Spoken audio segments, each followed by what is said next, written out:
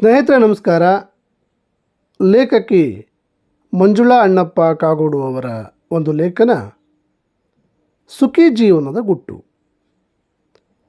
ನೀವು ಬೆಳಗ್ಗೆ ಎದ್ದು ಯಾರದೇ ಮುಖ ಆದರೂ ನೋಡಿ, ಎಲ್ಲರಲ್ಲೂ ಏನೋ ಒಂದು ರೀತಿಯ ಧಾವಂತದಲ್ಲಿ ಇರುವಂತೆ ಕಾಣುತ್ತದೆ. ಒಬ್ಬರನ್ನೊಬ್ಬರು ಮುಖ ಕೊಟ್ಟು ಮಾತನಾಡುವುದಕ್ಕೂ ಸಮಯವಿಲ್ಲ. ಹಾಗಾದರೆ ಅವರು ಹೊರಟಿರುವುದು ಎಲ್ಲಿಗೆ? ಏನಂತ ಎಮರ್ಜೆನ್ಸಿ? ಎದುರಿಗೆ ಸಿಕ್ಕವನು ಮನುಷ್ಯನಲ್ಲವೇ? ಅವನು ನಮ್ಮವನಲ್ಲವೇ? ಅವನಿಗೆ ಮುಖ ಕೊಟ್ಟು ಮಾತನಾಡದಷ್ಟು ಬ್ಯುಸಿಯೇ? ಸಾಲುಗಟ್ಟಿ ಹೋಗುತ್ತಿರುವ ಇರುವೆಯ ಸಾಲನ್ನು ಗಮನಿಸಿ. ಒಂದಕ್ಕೊಂದು ತಮ್ಮ ಮೀಸೆಗಳಲ್ಲಿ ಮಾತನಾಡಿಕೊಂಡು ಸಾಗುತ್ತಿರುತ್ತವೆ. ಎದುರಿಗೆ ಬಂದ 3-4 ಇರುವೆಗಳು ಅದೇನನ್ನೋ ಸೂಚಿಸುತ್ತಿರುತ್ತವೆ. ಸಾಲುಗಟ್ಟಿ ಹೋಗುತ್ತಿರುವ ಇರುವೆಗಳು ಸಾವಧಾನವಾಗಿ ಮಾತನಾಡಿಕೊಂಡು ಸಾಗುತ್ತಿರುತ್ತವೆ. ಎಲ್ಲರ ಬದುಕು ಹಾಗೆ ಸಾವಧಾನವಾಗಿ ಸಾಗಬೇಕಾದರೆ ಸ್ನೇಹಿತರು, ಕುಟುಂಬ ವರ್ಗ, ಸಹೋದ್ಯೋಗಿ ವರ್ಗ, ಹೀಗೆ ಜನರ ಮಧ್ಯೆ ಬದುಕಬೇಕು. ಇಂದು ಸಂಬಂಧಗಳು ಅವಶ್ಯಕತೆಯ ಮೇಲೆ ನಿಂತಿರುವುದರಿಂದ ಹಾಗೂ ಎಲ್ಲವನ್ನೂ ಹಣದ ಲಾಭದ ದೃಷ್ಟಿಯಿಂದ ನೋಡುವುದರಿಂದ ಮನುಷ್ಯ ಎಲ್ಲವನ್ನೂ ಕಳೆದುಕೊಂಡಂತೆ ಜೀವಿಸುತ್ತಿದ್ದಾನೆ.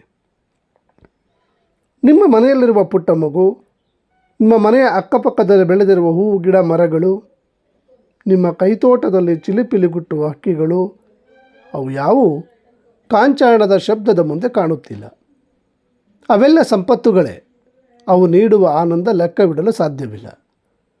ಕೇವಲ ವಸ್ತುರೂಪಗಳು ಮಾತ್ರ ನಮಗೆ ಸಂತೋಷ ನೀಡುತ್ತವೆ ಎಂದು ಭಾವಿಸಿ ಇನ್ನಷ್ಟು ಮತ್ತಷ್ಟು ಗಳಿಕೆಯತ್ತ ದಾಪುಗಾಲು ಇಡಲು ಹೊರಟು ಸುಸ್ತಾಗುತ್ತಿದ್ದೇವೆ. ಅವಶ್ಯಕತೆ ಇರುವವರಿಗೆ ಚಿಕ್ಕ ಸಹಾಯ, ದಣಿದವರಿಗೆ ನಾವಿದ್ದೇವೆ ಎನ್ನುವ ಭರವಸೆ, ಮನೆಯಲ್ಲಿರುವ ಪ್ರತಿಯೊಬ್ಬರೂ ನಗುಮುಗದ ಸಂವಾದ, ಅಕ್ಕಪಕ್ಕದ ಮನೆಯವರ ಜೊತೆ ಒಂದಷ್ಟು ಮಾತು, ಕೆಲವೊಮ್ಮೆ ಜನರಿಂದ ಮೋಸ ಹೋಗಿ ಯಾರ ಸಹವಾಸವೂ ಬೇಡ ಎಂಬ ಭಾವನೆ ಎಲ್ಲರಿಂದ ದೂರ ಇರುವಂತೆ ಪ್ರೇರೇಪಿಸುತ್ತದೆ. ಮೋಸ ಮಾಡುವವನಿಗೆ ಗೊತ್ತಿಲ್ಲ ಮನುಷ್ಯನ ಬೆಲೆ. ಎಲ್ಲದಕ್ಕಿಂತ ದೊಡ್ಡದು ಮನುಷ್ಯತ್ವ. ಅವನು ಮೋಸ ಮಾಡಿ ಸಂಪಾದಿಸಿದ್ದನ್ನು ಎಲ್ಲಿಟ್ಟುಕೊಳ್ಳುತ್ತಾನೆ? ಅದು ಮತ್ಯಾರದೋ ಪಾಲು ಅಷ್ಟೆ.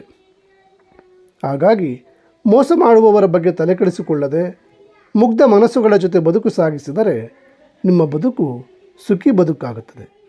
ಸದಾ ಹಸನಾಗಿರುತ್ತದೆ. ಸದಾ ಖುಷಿಯಾಗಿರಿ.